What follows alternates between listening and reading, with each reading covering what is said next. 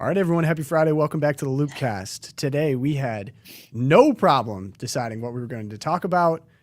We had a historic decision yesterday. Donald Trump will be the first former president to be charged of a felony, let alone 34 counts, convicted of all 34. No problem. No problem deciding what we're going to talk about today. How did you guys handle the news? Expected, surprised, shocked, angry, cry, I mean, for laugh? me, it's less that it's a former president, which is a big deal. But to me, it's not like they went after George W. Bush or Barack Obama or whoever. It's not just a former president. It's the major party candidate's current candidate running for office. He's someone who's trying to get elected president. So it's not like they went after somebody who's been out of office for 10 years and has no ambitions. This is somebody the Republican Party is planning on nominating. It's pretty obvious he's the nominee. And this is, lawfare. This is using the legal system to punish potential candidates for office. It's just it makes me Yeah. want to vomit. One of my favorite parts of this program is that we have Erika to describe in great detail what exactly is charged of. I think the broad consensus I got from talking to some people is they didn't really follow this until today. Today is, well, whoa, he was just convicted of a felony. So we need to know What does it exactly mean? Yeah. what exactly was Donald Trump convicted of in New York. All right. This was a tough assignment because even the MSNBC experts over there, they're like, we're not really sure, but I'm going to do my best for y'all. So Trump was convicted for all 34 felony counts of falsifying business records to conceal hush money payments to a porn star. You may have heard of Stormy Daniels, even if you were not paying attention, hard to miss, prior to the 2016 election. So yes, this has nothing to do with the current election, 2020. This is all the way back to 2016. Prosecutors accused Trump of improperly masking reimbursements to repay former lawyer Michael Cohen, another name that you might remember, for a $130,000 payment to Stormy Daniels in exchange for silence on an alleged extramarital affair, classifying them as legal expenses. So here's where it gets a little bit in the weeds. Misdemeanor, the falsification of business records under New York state law is a misdemeanor, which should not have resulted in the possibility of jail time. But to turn it into a felony, the prosecutor had to make it reliant on other unspecified crimes called the underlying crime. So the prosecution has to demonstrate that the falsification of these records was done in aid of another crime. But again, there was no other crime per se. We're still not sure what the other crime was. What it came down to was Alvin Bragg charging him with, you falsified these records about hushing up this affair in order to swing the election, hide damaging information, etc. These crimes could have been a violation of state election law in that case, raising it to the level of a felony. The case that New York just made is that Donald Trump violated election law in 2016 and falsified business records in 2017. To the jury, this is what the judge said, Judge Mershon. He said to the jury that 4 of them could vote for one underlying crime. So 4 of them could say that, well, the underlying crime of these business records was to swing the election. Another 4 jurors could vote for another underlying crime if they didn't quite agree with the other one. And the last 4 jurors could vote for even a third underlying crime. And they could combine all of these into somehow one giant Class E felony of falsifying business records. So we are looking at this. The other fact that should be known is that Alvin Bragg, by reclassifying falsification of records as a Class E felony, lengthened the statute of limitations. So that's why they could prosecute this crime supposed that happened in 2016. Now, yes, it is 2024, 8 years later. All right, So check your watch. Yeah, check your watch, everyone. Yes, this was 8 years ago. Crazy. Yes. And there are no federal charges. Josh was pointing this out to us just before the show. There are no federal charges. That's very important because this is all under New York state election law or just state law in general. So. And therefore, Trump actually, if he became president, would not be able to pardon himself because this is a state law. That's what some people allege. I don't think that's necessarily true. there's disagreement because this is, and I hate this word so much, but I'm going to use it. This is unprecedented. Yeah. This has not happened before. So Right. there's a lot of what is going on. Oh, there's a little sketch from the trial up on the screen there for those of you on the YouTube. Okay. So Well, first of all, yeah, I mean, there's opportunities, and there's going to be opportunities to appeal this, of course. right. And and also Trump could say, look, even the underlying so-called crime that I manipulated New York State election law, he could say that is a hindrance on my ability to run. This is just an attempt for the state to try to prevent me from running. I'm not running for office as, governor of New York. I'm a federal candidate. So this is an unjust stipulation anyway. So there's a dozen different ways that this can be appealed and undone. But And important to note, again, that process could take years. Right. to appeal. right, and it's just like, again, this is a Soros-backed DA in a, it's not even a deep blue area. I mean, this jurisdiction. Deep blue had doesn't describe it. Yeah. Yeah. like It's not even 5%.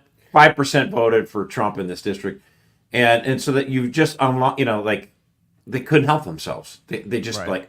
we'll change the law. We'll reclassify things, and basically we've already determined that we want you to be considered convicted, and we'll find the crime, and that's exactly what's going on. This is the kind of garbage that we thought we would see in Latin American countries or the Soviet Union, and that, hey, guess what, guys? This is your country now. This is what the Democrats are doing. Wake up, and you got to do something about it. It's all very third world country, KGB, show me the man, show you the Exactly. crime. I think, And I wanted to do you remember? sorry, go ahead, Josh. What were you saying? Well, it's just like, and the sentencing is going to be like on July 11 or something like that, Yeah, like 4 July or 5 11. days before the Republican National Convention in Milwaukee. So I'm going to put down a marker. I think he'll actually be sentenced to jail. Yep. Really? I'm going with that. I do.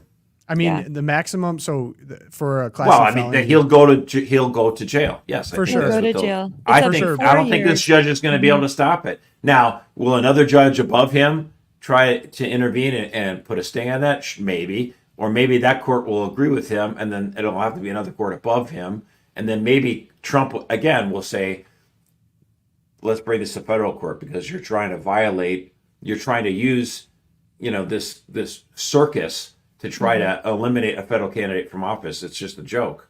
So Yeah, we'll and see. so a Class C felony, the minimum sentence would carry 1 year in jail, and he was 34 counts, so that could be at minimum 34. I mean, it's all dependent upon what the judge decides. It could be but concurrent, It could be up yeah. to 136 years in jail because the max for each is 4. So I mean, just the fact that we're talking about this is crazy. I can't believe you we can were- still yeah. run from president from jail. That actually has been done course. before. However, obviously, the implication is it's logistically challenging to run from president from jail, which is, to Josh's point, I could see them potentially putting him in jail to hinder potential performance. That being said, so we did a good job, hopefully, here of laying down exactly what he was charged with, because I think a lot of people are still very confused as to what he was charged with. But I've seen elsewhere what's been done, and I've seen Greg Price did a great job of laying out He's exactly awesome. how unusual and how much of a circus this is. So I just want to go through this recap because people now hopefully understand what he was charged of, but all the things going on behind the scenes should just add to how unusual this is, okay? So we have the DA of Alvin Bragg. He ran on a campaign of going after Trump, and he's Soros funded.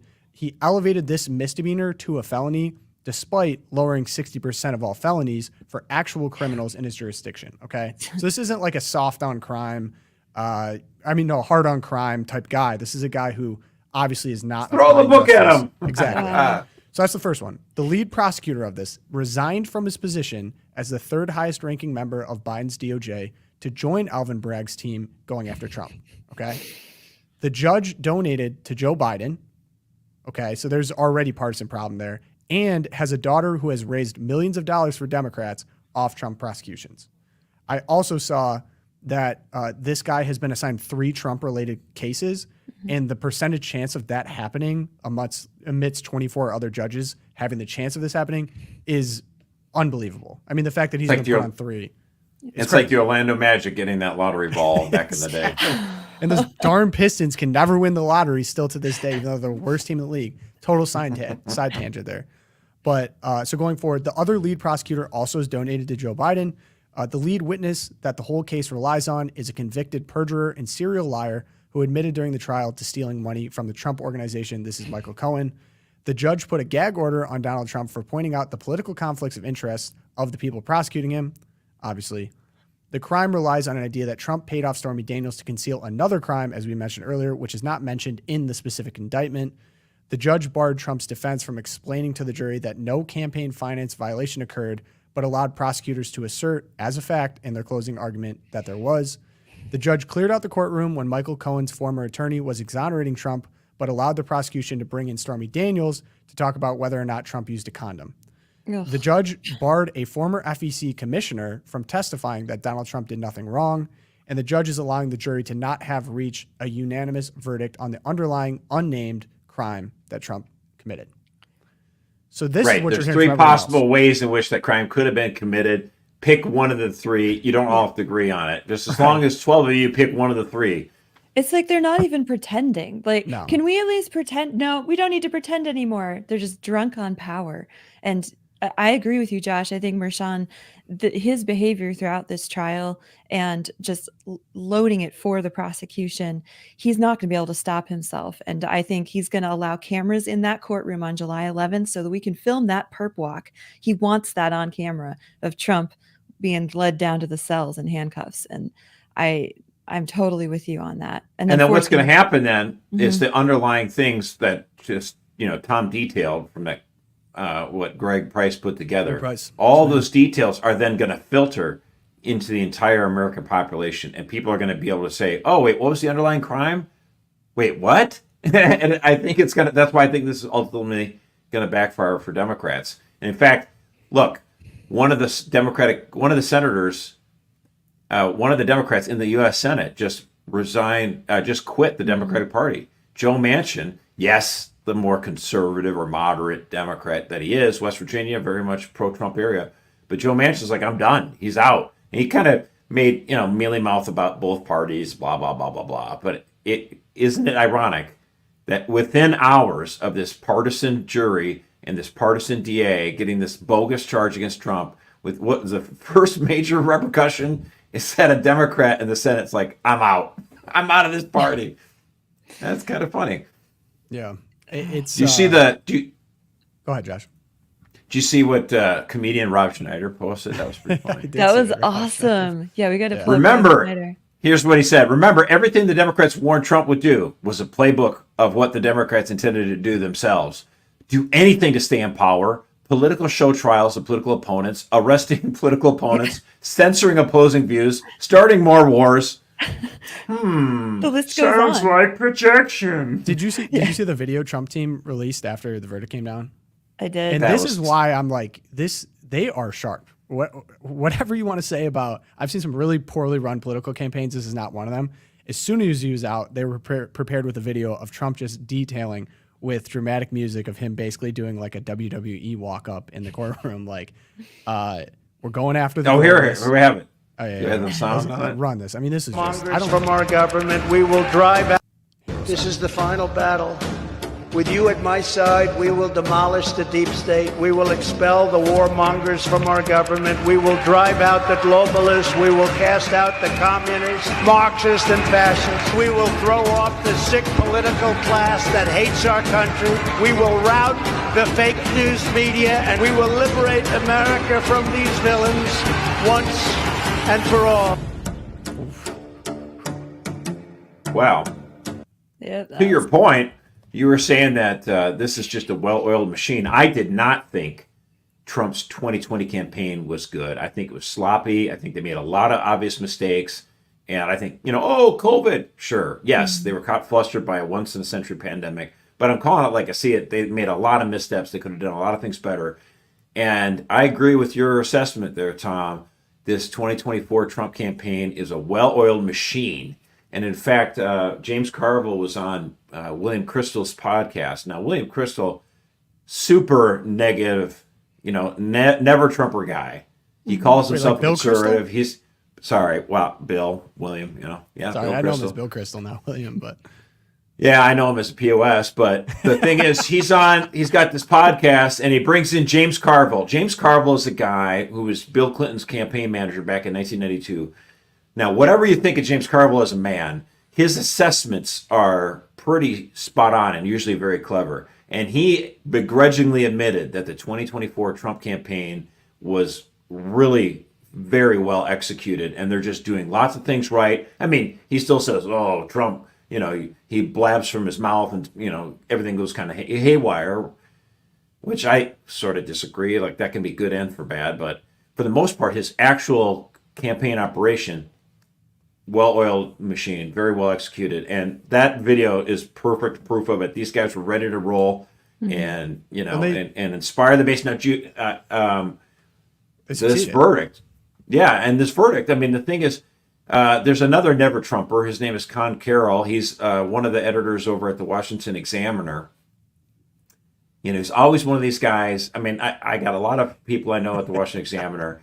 I think they have good hearts, but man, sometimes they're so wackadoodle. Like Quinn Hillier, I think he's this one. Quinn Hillier. Well, Quinn Hillier wrote the one one op-ed. It was just. Ooh. It's a family show, so I'm not going to say what I tweeted. It's very just ridiculous. His tweet is censored. However, so the Washington Examiner, usually a lot of these never Trumpers, right? Con Carroll, Quinn Hillier, Tim Carney, my good friend. However, Quinn Hillier became really the only one that was still like, wow, maybe Trump should quit. All the rest of them were like, this just a circus. Yeah. And Tim Carney still said, well, Trump, I'm not a fan, blah, blah, blah. He's got to get it in there. I got to talk to Tim one of these days. This is crazy. But Con Carroll. We talk about him enough. Yes. Con Carroll, never Trumper. This is what he says. Through 2 primaries and 2 general elections, I have never voted for Trump. Mm-hmm. I would crawl over broken glass to vote for him now. Like that. I mean, so I think what's going on here is that Democrats have overplayed their hand. They just think, oh, everything's fine. Whatever. We'll just steamroll it. No, what you've done is you've smashed the norms. Yeah. And like Don Bacon is a congressman from the swing district of Omaha, Nebraska. And he tweets out, sad day for the country. This is an unprecedented prosecution for crime, very seldom charged, led by a prosecutor who campaigned on going after Trump, which is true. Alvin Bragg promised that. This Congressman Don Bacon continues, that undermines the credibility of the verdict. I have trust in our legal system, which includes the appeals process. I mean, this is swing district, so-called rhino Republicans who are aghast at what's going on. I think that says a lot. It does. Yeah. I know. I think too, though, that, this might be a good thing for Trump in the long haul. I think that obviously making a martyr of him is just, I think the Democrats are being absolutely stupid on this. But at the same time, I think my reaction yesterday was because I follow this, I wasn't terribly surprised, right? I was like, okay, yeah, he's going to be guilty. Not a big surprise. I kind of hoped that maybe they would hold out. The jury would somehow find a conscience, but obviously not. But at the same time, it's like when someone has a terminal illness, like, that they're going to die. And so when they do, you're like, am I surprised? No. But at the same time, when they actually go, something has changed. It can never be gotten back. And I kind of felt like that yesterday. Like Tom, you asked for our reactions, and it was very much something died in our country. And the Democrats, I mean, this entire campaign, and it goes back to, they've been trying to get Donald Trump since 2016 for the crime of running for president as a Republican. I mean, you think of Russiagate, you think of the first Michael Cohen issue, you think of, just on and on, all this lawfare. And even if we have an appeals process, like you said, it's going to take years. And they have still put the Republicans in this position of for the next 3 months, all we're going to hear is convicted felon, convicted felon, convicted felon. Like, that's the new buzzword. That's all you'll hear on mainstream media. And if he goes to jail, convicted felon serving jail time. And the Republicans have to make a decision that if they back off now and they do what Quentin Hill says, and they're like, okay, Trump needs to step down. Who are they going to nominate? Nikki Haley? I mean, where are they going to go? There's nowhere left to go. And so in a way, it's good that ride or die, baby. Let's go. Wake up. I'm still voting for Donald Trump. Sorry, communists. So before we get into the VP conversation, which is interesting, I have a few points that I'd like to bring up. So back to Trump team being effective. I saw stats they just released this morning. They raised $34.8 million from small donor donations yesterday. Yeah. That and Just interesting think about point that, on Tom. this. No shock. 30% of these were new donors, which they have data on. Ooh, that's interesting. So back to Josh's Okay. point about there being the I'm going to crawl over grass thing, a lot of Glass. people are in the game now, right? Because Yeah. they've seen it pass. And I think the point that I wanted to make on that is they're doing to him what they did to January 6th protesters. And I think that media did an effective enough job of painting them all to be crazy. Not like you, they're on the fringes, and maybe some of them were, but there was a decent amount of them that were just there to protest. Donald Trump himself said, make it peaceful. They didn't have any intention of course, what they're accusing them of, which is insurrection, overthrowing the government. Those people were put into jail without any due process for years and treated in the way that they're now treating Donald Trump. But I think the difference is if this can happen to the president of the United States, who currently is on track to win the presidential election, it could happen to you now. It's no longer these fringe QAnon people that showed up there. It can happen to you. And so now people are waking up. This is enough of an overstep and overreach to be like, wait a second. And then my final point was, I think Biden saw how poorly sending out Robert De Niro to the courtroom, because Trump's whole argument is that this is a politicized show trial. And it is. I really think it is, based on what we've shown. And Biden's team was actually supposed to do a press conference right after the verdict came down. And they backed away from it at the last second and then just went with the messaging, no one is above the law. But I think, again, this just speaks to any shred that there might be that this is somehow due process, this is the law. It's gone. I mean, we even talk about the Civil War. We didn't prosecute Robert E. Lee for treason. We didn't prosecute plenty of Civil War generals. The people prosecuting actually just said, we're not going to prosecute this. We're going to bring the country back together. Jefferson Davis, right. Jefferson right. Davis, same deal. So like the nature of what is going on here, of crimes committed potentially in 2016, 2017, elevated with all the activism, I think Americans see it for what it is. And I think if anything, he's just become 100 times more popular with people who were on the fence, maybe didn't like certain parts of his personality, but now see as an existential threat to them personally as an American living in the country. And there is no reason. It's becoming increasingly difficult to argue why the other side of the country, so conservatives, Trump country, it's becoming increasingly difficult to convince them why they shouldn't do exactly the same thing when the power swings back to them, right? Yeah. This is why we don't jail our political opponents, right? That's one of the norms. And the Democrats just blasted it out of the water. Trump himself said, I'm not going to jail Hillary Clinton, even though people were calling for that. He said it'd be very divisive. It'd be bad for the country. Right. And this is the whole thing, like the And Democrats. she actually deserved it as opposed to Trump. Exactly. Yeah. Right. Yeah, if Trump gets back into office, he'll never give it up again. You're like, well, but he did. I mean, he did just 2020. He said it was rigged, whatever. But the fact is, he left office peacefully. And in 2016, he didn't prosecute Hillary Clinton. But it's becoming more and more difficult to think that that's the higher moral ground that is going to be maintained, which is why this whole thing was it's an absolute tragedy for our country, and should be acknowledged as such. And the thing is, like when the Democrats nuked the filibuster, again, they're the ones who break the norm. The Democrats are always the ones who are, they'll break any norm, any custom, any tradition, because to them all that matters is power and exercising power. They never have the ability to say, well, we could do this, but then it could backfire on us later. They don't care. They're like, nuke the filibuster. We're going to filibuster Gorsuch. And you're like, don't do that, because then you can't use it against someone you might really need it. Democrats, no, we must break the norm. And what did Mitch McConnell say? Now, I know he's not the super fan of a lot of conservatives. He's done a lot of things that made me mad, but he was right when he said, you'll regret this, and you may regret this a lot sooner than you think. And Mitch McConnell was right, because what happened is you broke it up. You bought it. We're no more filibusters. And so we're able to confirm anybody, and we don't have to worry about, oh, well, you might filibuster because no filibuster anymore. And so guess what? You just broke. Oh, great. So, next time, Joe Biden's out of office and he steps foot anywhere else, we'll just arrest him and say, oh, yeah, he violated some, federal law, whatever, election law, whatever. We'll make it up. Because you guys make it up, why can't we? Right. You break it, you buy it. Sorry, bro. I mean, it's so incredibly short-sighted. to do this right now, to just shatter basic American trust in the legal system at the highest levels, to not think that it could potentially come back upon. And then the fact that it could come back upon could be bad for the country in general, bad for our leaders, bad for trust in our leaders. Which is what they want. Like that is the goal of the whole going back Frankfurt School, the revolution, the again, like the issue is not the issue. Donald Trump is not the issue. The issue is the revolution, and they want to tear it down. That is the stated goal of the progressive agenda.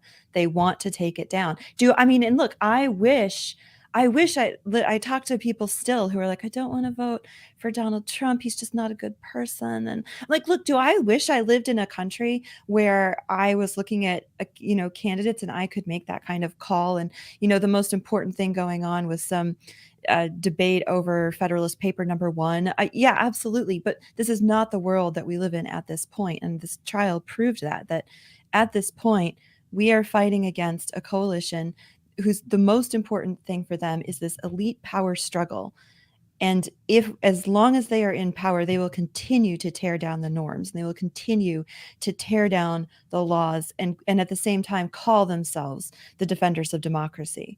And it's important that people take this as a wake-up call. That is not what's happening here. See, I think actually this controversy over the pine tree flag is a really good emblematic sign. Mm-hmm. Okay, so here's an example where Samuel Alito is a Supreme Court justice. His wife puts up a flag at their house of the pine tar. I keep saying pine tar. Maybe I'm thinking of George Brett. Pine tree flag, which has got a pine tree and it says an appeal to heaven. Who's made very popular by George Washington. You may know him as the founder of our country. It's a sweet flag. It is. It's nice. It's crisp. I love it. And here's the thing. Because some people saw it, amongst some of the people that were protesting and participating in the January 6th riot, therefore it's suddenly a symbol of extremism. Right. In the minds of the left. Because they could then use that as a way of saying, Samuel Alito sympathizes with the January 6th rioters, therefore he's impartial and he shouldn't be able to judge in any cases involving them. I mean, talk about a stretch, right? I mean, beyond it just is beyond belief. Now, 10 years ago, maybe it was 15 years ago, you could appeal to Democrats and say, okay, your argument is terrible, and here's why. The appeal to heaven flag is part of our cherished American history. In fact, it's something that we all have, and you can't just say because a justice was flying it in his yard that somehow it's part of this whole January 6th, right? And they could say, no, hold on a second. And then they would say, well, wait a minute now, the January 6th riot, and go. And then you could say back to these same Democrats, well, wait a minute now, if it's so extremist, why was the city of San Francisco putting it up for the last 60 years? Yes. And then, see, the Democrats 15 years ago were not as psycho. And they would say, okay, yeah, you got me. And they would let it go, and they would drop it, and they would move on. But they can't anymore because they've become part of this woke, toxic revolution where it's like neo-Marxist and like, to hell with it. That they don't care. You can't appeal to logic, reason, custom.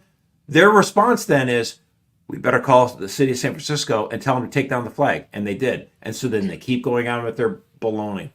It's evil, and these people need to be stopped. They need to be crushed. Anyone who craves power this much should not be given any of it. Did you see what San Francisco did? Yeah, they took it down. They took it down. Yeah, they caved. That's their answer to this. I mean, that is just unbelievable. I guess I'm shocked that I'm shocked that San Francisco was so pro January 6th before yesterday. Yeah, and they offered as their explanation some kind of word salad about how this flag, while 5 days ago it was fine as a symbol, but today it has become a symbol of MAGA extremists. So we can't fly it because it'll trigger somebody. There was just the most cloying explanation for why they did what they did. And if I could add on Josh's point of the norms, we have a guy here who's much more articulate than I, but I sent a tweet, and his tweet said, I generally hate comparisons, but I'm trying to imagine how the press would be discussing a prosecution of Barack Obama in some deep red city by a Republican prosecutor who ran on a promise to get him and then charged him with a crime that no one could articulate. And I think to Josh's point, in this, I need to keep reminding myself of this. We get from Stephen, I hate comparisons to, including this one. They're based on a premise that there's an agreed middle ground and that therefore when progressives depart from it, we can point to their violation and it will be a real gotcha. In fact, there is no agreed middle ground. Progressives hold a different moral system in which normal people consider normal is so reprehensible that it needs to be stamped out. Progressives view normal moral principles the exact same way that morally upright people view obscenity. Yeah. I think that's probably a pretty good. Nailed it. I mean, what he's saying is true. It's like we can have these discussions with Bill Maher about what should the size of government be. You know, what basic common sense regulations should we have as we live in society? Should we have cars that can run on gas, or should we force everyone to have electric cars? All these discussions you can have with like common sense left liberals like Bill Maher, Classical liberals. But what we're talking about is woke leftists who are indistinguishable from Soviet communists. Honestly, they hate religion, they hate moral values, and you try to appeal to common sense or just point out that they're contradictory, and you're right, it does nothing. You need to remove them from power. Right. And I think what this trial really shows is it is a wake up call to people who maybe still thought, okay, there's all these woke, extreme fringe, Bernie Sanders, kind of quack from Vermont, Ilhan Omar. They're somehow, the outliers, right? But the trial shows that they have gotten the reins of power and they are the ones in the driver's seat now because they're doing things. And the same thing, the FACE Act convictions of the pro-life protesters in DC shows the same thing. Like at this point, that extreme leftist is now closer and closer to center, and they are able to do things that actually ruin the lives of everyday Americans who are exercising their constitutional rights. And Trump is just like exhibit A for that phenomenon. And the barbarians are at the gates. Nope, the barbarians have stormed the gates. They are in the city, and it's time to start pulling it back. Right. Wake up, guys. Did you guys read that op-ed from Bishop Barron on? Yeah, and That Bill was Maher awesome. in CNN. It was great. Really interesting. We have to put that in the show notes. Yeah, we add to the show notes, but Yeah. it talks a lot about what Josh is talking about here and I'm too young for this, but Bill Maher basically made a career off of making fun of religious people for a long time. Oh, yes. In a very Religulous. lowbrow and nasty way. Right. And he's now, of course, kind of come around to probably critiquing more of the obvious problem going on right now that we agree with it, which is wokeism. And so Bishop Barron wrote this really interesting op-ed about how, his nemesis has now kind of become his ally in some way, talking about the woke consensus is that those we disagree with are not just to be corrected or ignored, they're to be shouted down and silenced. So, for example, what happened with Donald Trump here. Or jailed. Or Just a little edit for you, Bishop Barron there. Yeah, or jailed. Yeah, like Mark Hawk and Donald Trump. Mm-hmm. Right. Exactly. Maher was demonstrating that intellectual opponents do not have to demonize one another. They can talk through issues without resorting to violence or personal attack. In doing so, the comedian was both striking at the foundation of wokeism and showing, in a truly patriotic spirit, that he still believes in the democratic process. Mm-hmm. Yeah. Yeah. Good points, Bishop Barron. Really So good it's points. always interesting to see him kind of like duke it out in the secular realm, especially with guys like Bill Maher. Has he been on a show? I think he has. They've done stuff together now. He's had a lot of Have Bishop they Barron asked was on. He was on like Overtime once, maybe. I have to go look that up. Actually, that would be really fun. That would be fun. Maybe we'll go through that. Suggestion for you, Bill Maher. Comment box. We'll just. But I did want to ask too, because we kind of briefly touched on this, but now's a good time to talk. So Donald Trump still has a decision to make on who his vice president's going to be. His potential jailing might change his decision making on who this vice president may be at all. I don't know why. Why? Well, because Why now would he it? potentially has to choose a president. He's someone that would have to run his campaign through while he's in jail. Nah, it's not happening, bro. Okay, who do you think then? That's a hard I said shutdown. he's going to be in. I think he will be put in jail, but I think there'll be appeals. And when it comes to it, January 20th, that he's going to be raising his right hand over the Bible, and he's going to be sworn in as the next president.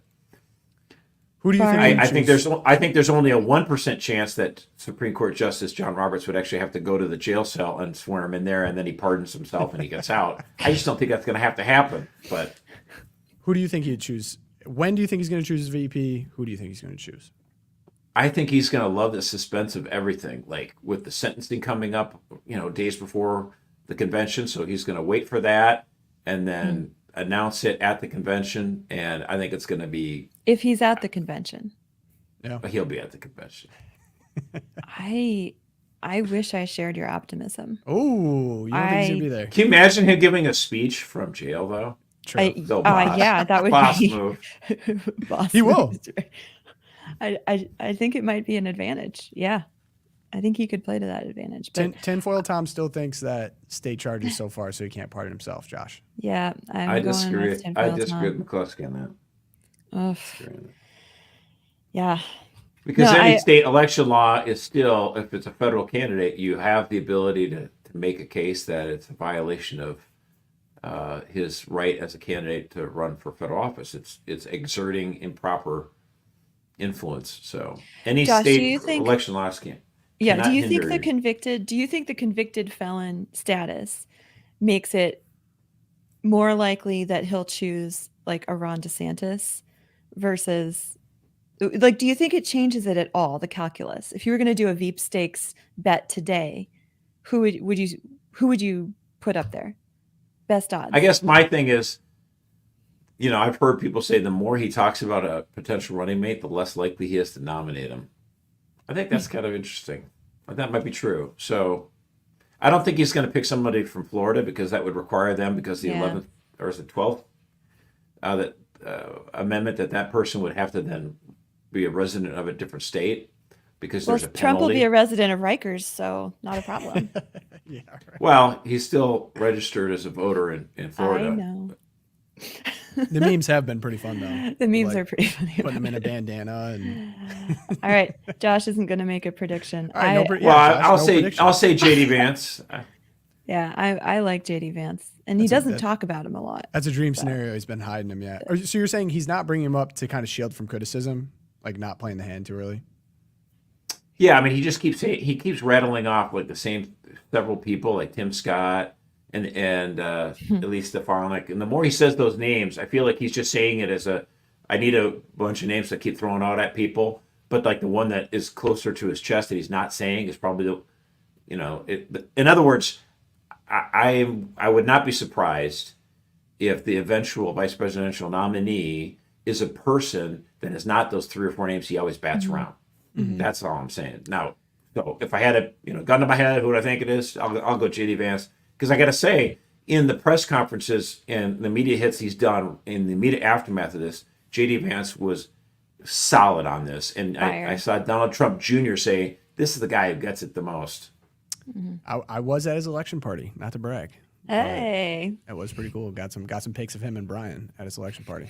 So another conjecture question, Josh.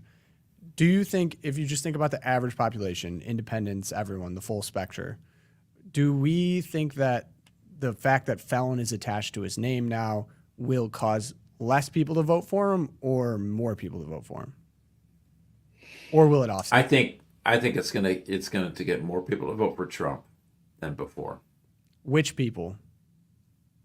Well, I mean, you're asking, so independents, yes. I mean, Okay. they're already inclined towards Trump anyway, and so I think, if people are saying what's going to happen is Democrats are thinking, oh, everyone's going to vote for our guy because we were able to label this guy as a convicted felon.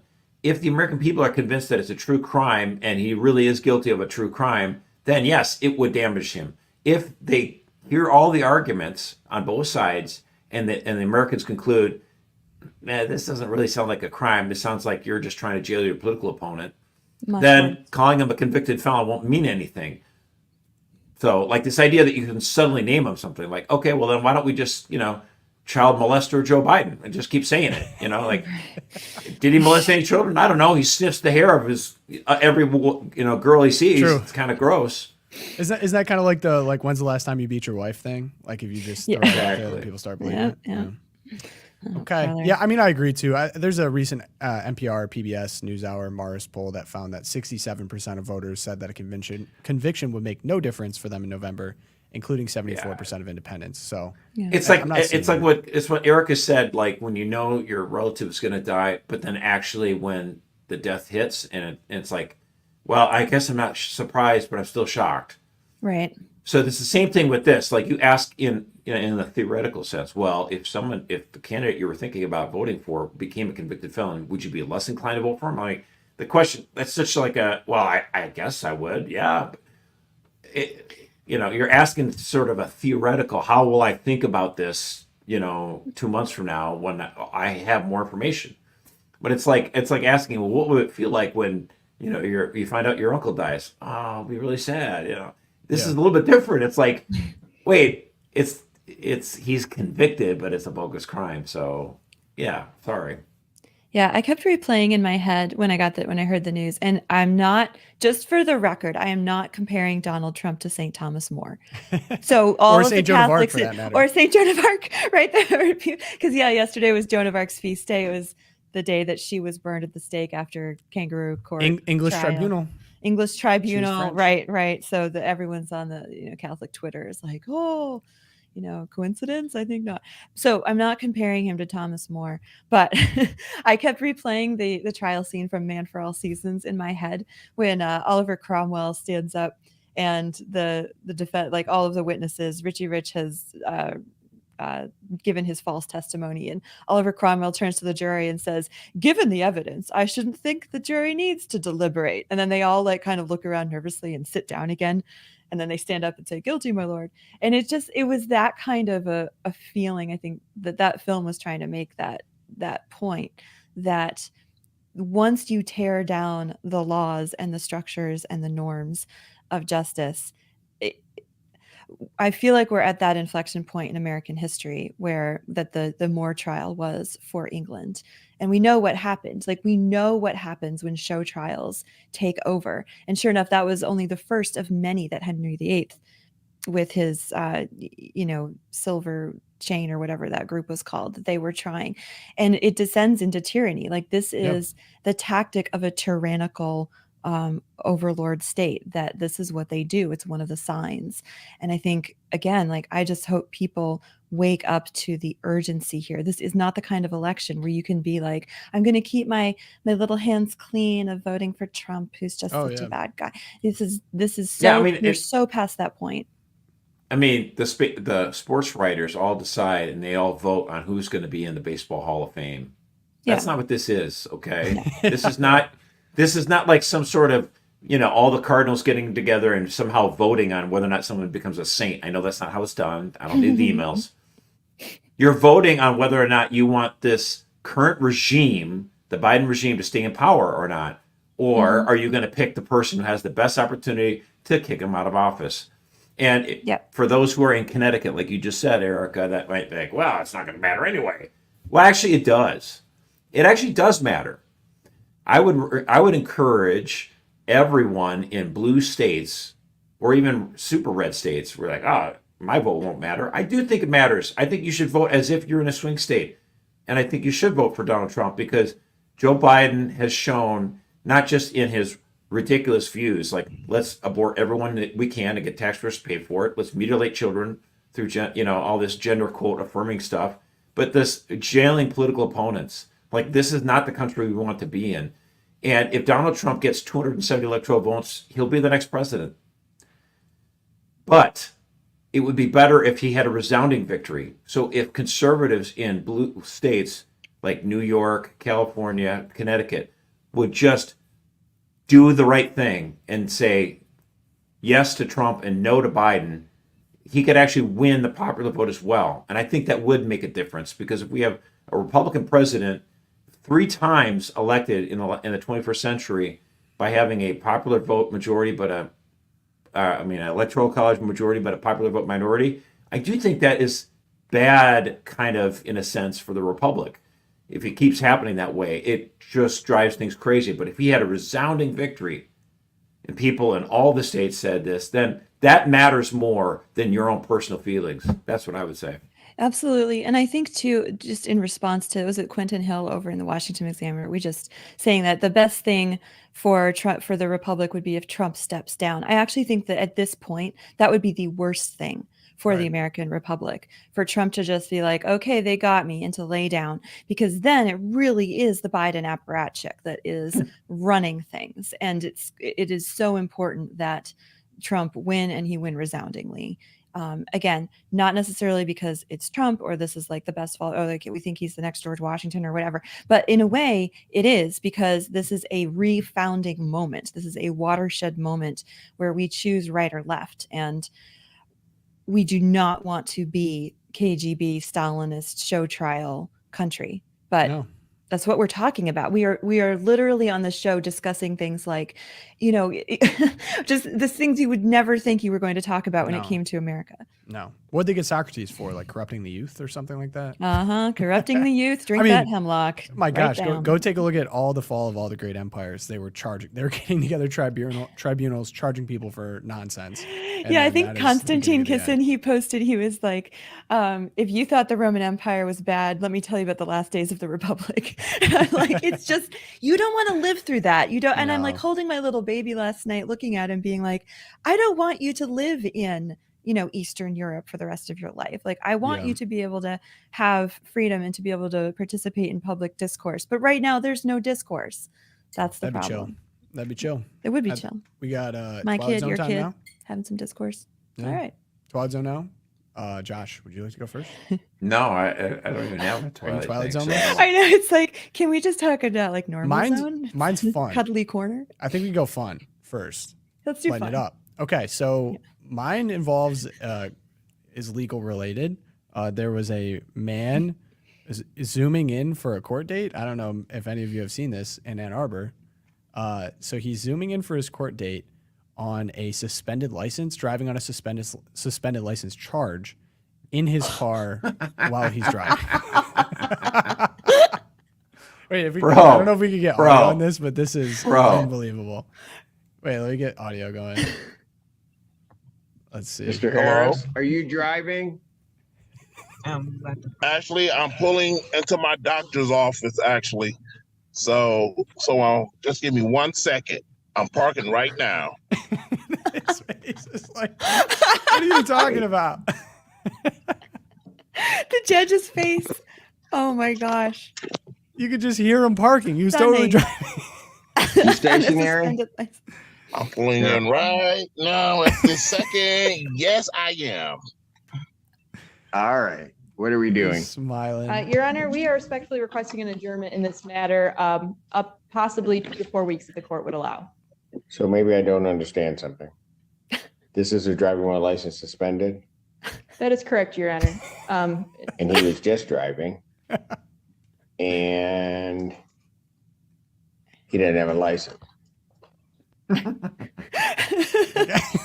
It's just speechless. Oh, That judge's face is like how my With the soul charges, was Your Honor, last yes. night when the verdict came No, down. I'm looking He at did- his Yes. record. He doesn't have a license. He's suspended, and he's just driving. That is correct, Your Honor. Hand in the cookie jar. This guy's face is so good. oh. I don't know why he would do that. So defendant's bond is revoked in this matter. Yeah, didn't win Defendant that is one. to turn himself into the Washington County Jail by 6 p.m. today. Failure to turn himself in will result in a bench warrant with no bond. Ooh. His face at the end. Oh, man. He's like, oh. So look, I'm not a lawyer. He should have come up with something quick, like this is an English car, and the person next to me Yeah, is the one who's driving. I'm not a lawyer. If we have any lawyers in the chat, let me know. Are Zoom Zoom court sessions now a thing because of COVID? Was it a thing before COVID? It was a COVID thing for sure. Yeah. So now we just have Zooms. Like this is a novel problem because we have the ability to zoom in from driving your car. I mean, what a perfect situation that was. You can literally create a crime while Right. testifying. That's amazing. Something feels off about that. I feel like we should have people in courtrooms. I don't know. Yeah. So hopefully that brought us up a little bit. That was pretty funny. Erica, what you got going on? All right. Well, when I'm sad, what do I think? I think about electric vehicles, and it just gets me going again on something that's not the trial of the century. So poor Pete Buttigieg. Yeah, so you might remember that the Biden administration had, this was so funny. The Biden administration had devoted, let me get my numbers here. I'm pulling it up on my phone because I forgot to put the link in because I was so sad about the Trump trial. I'm pretty familiar with this. Are you saying Okay. he only, I don't want to bury the lead because this is No. So Pete Buttigieg, he's going on CNN to talk about the $7.5 billion taxpayer dollars that the Biden administration had devoted to install. This is part of their we're going to transform American vehicles. So they had promised to install 500,000 electric vehicle chargers by the year 2030 as a part of their effort to force Americans to use electric vehicles. Because you may remember that the America will need approximately 2 million charging stations in order to transform our vehicle fleet. Because they're going to make the combustible engine illegal. Right, because that's supposed to be phased out by 2035. Right. So he goes on Face the Nation with Margaret Brennan, and her reaction was priceless. She asks him, the Federal Highway Administration, and again, this is $7.5 billion. It's 2024. They have 6 years to go to get to 500,000 stations. She goes, the Federal Highway Administration says only 7 or 8 charging stations have been produced with a $7.5 billion investment. Why isn't this happening more quickly? And Buttigieg goes, now, Maggie, in order to make a charger, it's more than just plunking a little device into the ground. You also have to do utility work. And there's a whole new category of federal investment. He says, we've been working with the 50 states. They're getting a formula ready so the dollars can go to work. And Maggie just interrupts him and she's laughing. She says, 7 or 8 though. She laughed and at he him. Goes, yeah, she's just laughing. And he's like, the very first handful of chargers are now already being physically built. And by handful, he means 7 or 8 out of 500,000. And yes, you did the math right. That 500,000. 499,993 to go. of the way. Yeah, it's just so pathetic. And I just, yeah. How about instead we have, Sorry, Tesla. Maybe an energy that's easier to transport, that's liquid, like you could go in that a runs in pipeline. cars already. Like, why don't we use gas? Crazy idea. One of my Sounds good to favorite me. parts of why, so I was doing a little bit of research into this because I was like, I mean, guys, 7 or 8 in 3 years and you're Yeah. 0.009% of the way to your goal. Where's the money? Why is it taking so long? And well, first off, What year would it take to get done? This Oh rate. my gosh. But So it took from basically, a big reason Yeah. they said is because of local zoning restrictions that were also created by the same government. Oh my gosh, man. Oh my gosh, you laugh or you cry. So they're not going to get 500,000. They'll be lucky to get 500. Yeah, at this 50 rate. more like For at sure. this rate. So they did 8 in 3 years. Don't worry, they'll make sure to use all 7.5 billion, though. I'm sure. Oh yeah, no, the money will be gone. Right, the money will be gone. Yes. Because there's Democrats that need the money. That's Right. right. Oh my Everyone's got to gosh. scratch each other's backs. Yeah, it's so ridiculous. Well, hey, I got a clip here for you, so we'll do my little Twilight Zone. Now, remember, handsome person talks about how his wife is supportive. All the liberals went crazy. Good. But call, I love this. Disney actor Chris Hemsworth stuns Hollywood by sharing the secret behind his success is that his wife, who endlessly encouraging and supportive. She set aside her own dreams to support mine. So I'm just waiting for the girl bosses, But it's Thor. He can to say whatever freak he out, wants. right? But So we'll see. I mean, but the biceps. Though. I Although, mean, everyone's I'm just gonna- waiting for Entertainment Tonight and E Magazine and all these guys to lose it. And then what's the Erase Thor from the Avengers universe. and the Skim, the ladies from the Skim, they got to freak out about this.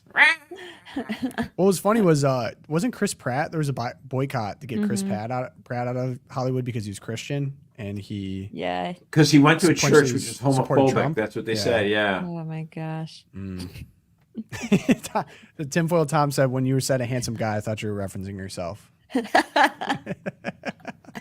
It's not out of the realm of possibility. I mean, I am a Viking, but I'm not quite sure I'm Chris Hemsworth. I don't know if you're Chris Thor, Hemsworth. so- All right. There's My actually wife another- wishes, but There's a really beautiful. I saw this clip go around too of I think it's Ryan Gosling, known for Ken role, but he's been in Hollywood for a long time, talking about how Eva Mendes, his wife, basically put aside everything to raise their 2 children, and tearing up saying that. And I always I love watching that speech. It's beautiful. Like he got up. So many of these people get up in front of when they win awards and stuff, and they talk about abortion and climate change. And we need to get back to just thanking your wife. Like it's evergreen. I'm here for that. Yeah.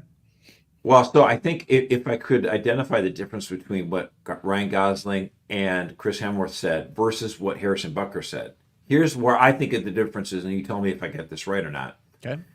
So both those actors said, I want to thank my wife. What they did made this possible. They sacrificed. I love them. They're so great.